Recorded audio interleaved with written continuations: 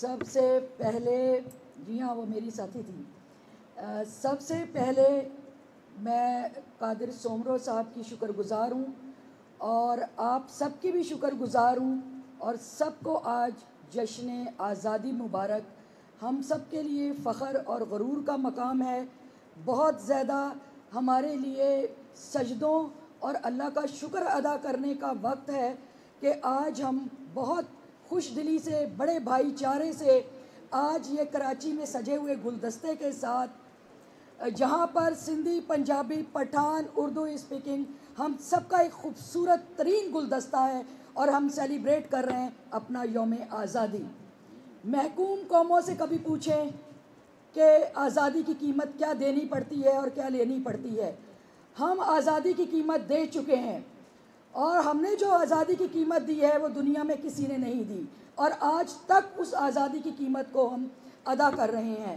پاکستان کے اندر یہ جرت یہ ہمت اگر اس وقت ہم نے فرعونوں سے فرنگیوں سے اور متعصبین ترین ان لوگوں سے جو زہریلے سانپ تھے اور آستینوں کے اندر تھے اگر ہم نے کچھ سیکھا تو ہم نے عزم حسین سے سیکھا.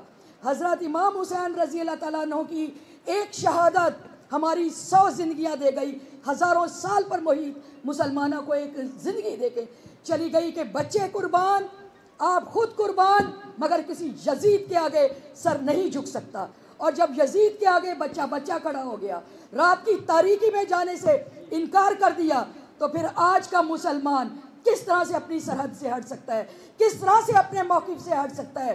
اگر ہم نے دیکھا کہ جنیوا کے اندر ذوالفقار علی بھٹو نے پیپرز پھاڑ دیے تو آج ہم نے عمران خان کو بھی دیکھا کہ اس نے جس طرح سے دبنگ طریقے سے ان کو چیلنج کیا ہے. یہ مسلمان بچے ہیں اور یہ اسی طرح سے جنگ لڑتے چلے جائیں گے. بے شک ایک گھر میں رہنے والے بہن بھائیوں کے اندر بھی اختلافات ہوتے ہیں, ضرور نظریاتی اختلاف ہوتا ہے. اگر نظریاتی اختلاف نہ ہو تو وہ قومیں مردہ ہوتی ہیں, وہ زندہ کبھی نہیں ہوتی. یس مین کبھی زندہ نہیں ہو سکتا. ہاں اختلاف رکھنے والا, روکنے والا, ٹوکنے والا, آگے بڑھ کر تھام لینے والا, وہی زندہ قومیں ہوتی ہیں. الحمدللہ پاکستانی زندہ قوم ہے جو آج ہم مقابلہ کر رہے ہیں. پاکستان جغرافیکل ہر طرح سے خطروں کے اندر گرا ہوا ہے. آج ان کے جنرل کرنل بھارتیہ بیٹھے ہوئے رو رہے ہیں کہ یہ پاکستان نے کیا کر دیا, ہائے یہ طالبان آزاد کیسے کر دیا. مگر تم جانتے نہیں, تم پاکستان کی قوت کو جانتے نہیں. یہ انہی ماؤں کے بیٹے ہیں جو یہ دھرتی پیدا کرتی ہے. وہ یونیفارم پہنتے ہیں اور سرحد پر کفن لے کر جاتے ہیں اور کبھی لوٹے اور کبھی نہ لوٹے. ان کی فیملیز کے آنکھوں میں آنسو نہیں ہوتے, ان کے پاس جھکنے کے لیے سر نہیں ہوتا. سر جھکتا ہے ہمارا تو اللہ رب العزت کے آگے جھکتا ہے, ورنہ کبھی نہیں جھکا ہمارا سر. تو ساتھیوں بہت ساری باتیں ہیں. اگر آج مینار پاکستان کے اوپر کسی بیٹی کے ساتھ ایسا ہو رہا ہے تو میری بہن نے بہت اچھی تشریح کی ہے اس کی. قوم کی بیٹیاں باغی ہو چکی ہیں, قوم کی مائیں باغی ہو چکی ہیں. وہ اس جدال کے ایک فتنے سے لڑنے کے لیے ہم تیار کھڑے ہوئے ہیں. اس لیے ہم تیار کھڑے ہیں اور لڑ رہے ہیں. یہ جنگ ہے, یہ وہ جنگ ہے جو ہمارے اوپر مسلط کی جا رہی ہے کیونکہ پاکستان ہر طرف سے گھرا ہوا ہے. تو پھر پاکستان کا ہر سپاہی بھی ایک دم چاقو چوبند اور چست ہے, چاہے وہ کسی رنگ نسل مذہب سے تعلق رکھتا ہو, مگر وہ تیار اور ہوشیار ہے. تو ہمیں تو اپنی جنگ لڑنی ہے. میں ابھی سوچ رہی تھی بابا بلے شاہ کو, وارث شاہ کو, شاہ عبداللطیف بھٹائی صاحب کو, بابا رحمان کو کہ ہمارے پاس ایسے کیوں نہیں ہیں. مگر یہاں پر اگر 10 منٹ اور ایسا معاملہ ہوتا تو شاید جذباتی طور پر ہم ہی جھنڈے لے کر, اس کے ڈنڈے لے کر ان سوشل ایولز کے خلاف کھڑے ہو جاتے. اتنا جذبہ ہے آپ کی پوئمز کے اندر, اتنا شعور آپ بخشتے ہو, اتنا آپ نے. میں نے ایک آرٹیکل لکھا جس وقت یہ یہاں پر ہوا, ایک بچے رضوان نے وہاں پر رنجیت سنگھ کا بت توڑ دیا, بت کو توڑ دیا. اس نے شیوائے محمدی کیا, سلوٹ ٹو یو رضوان. تو میں نے اس کو سلوٹ بھی پیش کیا اور ساتھ لاہور والوں سے کہا کہ مجھے نہیں سمجھ میں آتی تم نے شیر پنجاب کیسے لکھ دیا ایک درندے کو. آپ نے شیر پنجاب کیسے لکھا ایک اس انسان کو کہ جس نے مساجد کے اندر گھوڑے باندھ دیے تھے اور انعام کے طور پر ان لوگوں کو, اپنے سپاہیوں کو, وہ قوم کی بیٹیاں, مسلمانوں کی بیٹیاں دیا کرتا تھا. اس کا بیٹا کھڑک سنگھ, وہ کہتے ہیں کھڑکیوں کے کھڑکنے سے وہ کھڑک جاتا تھا, مظلوم کے اوپر وہ کھڑکتا تھا, مگر جہاں اسے پتہ لگتا تھا کوئی مسلمان بیٹا کھڑا ہو گیا ہے وہاں پر وہ کھڑک جاتا تھا. ہم اس ڈوگر قوم کو کیسے بھول گئے کہ جنہوں نے کشمیریوں کے اوپر ظلم کیا. جب آپ اپنی شناخت بھول جاؤ گے, نمک پاشی کرو گے ماؤں بہنوں بیٹیوں کے زخموں کے اوپر, تو پھر مینا بازار وہ اپنا آزادی کے مینار پر پھر ایسے ہی واقعات ہوں گے, اور ضرور ہوں گے. جب آپ کی غیرت مر جائے گی تو پھر ہر سوشل ایول اٹھے گا.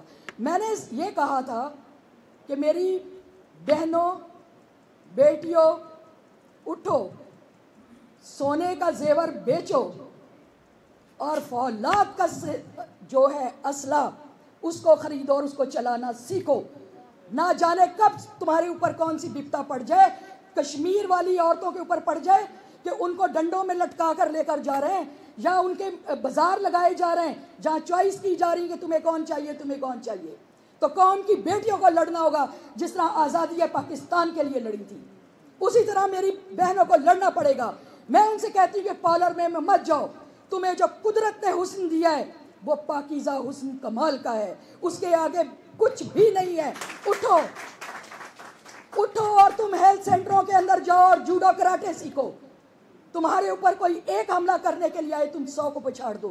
تم کیسے بھول گئی کہ ہم بی بی زینب کے ماننے والے ہیں؟ اس سالارے پاکیزہ خاتون نے مجھ جیسی کو جنگ لڑنی سکھائی. CIA کے اندر میں نہیں ہاری, سارے ہار گئے تھے, سب نے وٹنس دے دی تھی, ہر کوئی وعدہ گواہ معاف بن کے نکل گیا تھا, اور میں بی بی زینب کا علم لے کر کھڑی ہوئی تھی. اور میں نے کہا تھا جب وہ نہیں جھکی تو اللہ تعالیٰ مجھے شہید کر کے کربلا والوں میں شامل کر دینا.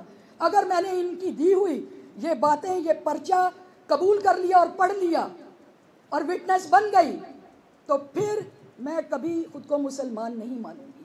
یا تو اسلام کو مان لو اور یا شیطان کو مان لو. تو میں سمجھتی ہوں کہ عورت کو چاہیے کہ جس طرح سے وہ ہانڈی میں چمچ چلاتی ہے اس طرح اس کو ڈانگ چلانی آنی چاہیے. جس طرح سے وہ دھوبی پٹکے سے اپنے کپڑے دھوتی ہے, سوشل ایولز کو پھینٹی چڑھانا آنا چاہیے. آپ ابھی تک کیوں ہم اپنے بھائیوں کو قربان کریں, کیوں ان کا سہارا لے کر ہم بازار میں جائیں؟ سوشل ایولز نے ناک میں دم کر دیا ہے وائٹ کالرز کا, شریف لوگوں کی زندگیاں اجیرن کر ڈالی ہیں. میں سمجھتی ہوں یہ جنگ اب اندرونی جنگ ہے, فتح تو ہم حاصل کر چکے.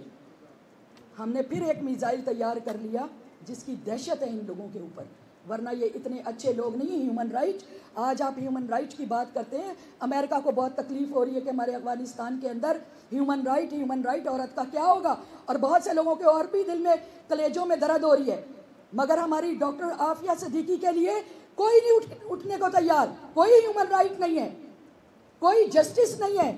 تو جب تک ہم نہیں لڑیں گے, ہم نہیں لڑیں گے, ہمیں لڑنا ہے, جنگ ہم پر مسلط ہے اور ہم لڑتے رہیں گے انشاءاللہ تعالی.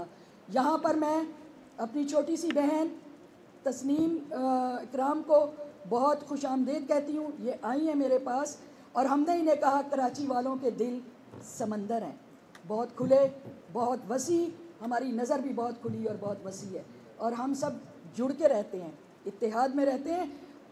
کسی ایک شہر میں ایسی قوت نہیں ہے سوائے کراچی کے. کراچی ایک متحد ہے, ہم اسٹرانگ ہیں, ہر مثال دینے کو تیار ہیں. آپ آئیں, ہمارے لیے بڑے فخر کی بات ہے. نوجوانوں کو میرا بھائی قادر سومرو, اللہ تعالیٰ ان کو زندگی دے. میں نے وہاں اسلام آباد میں ایک بات کی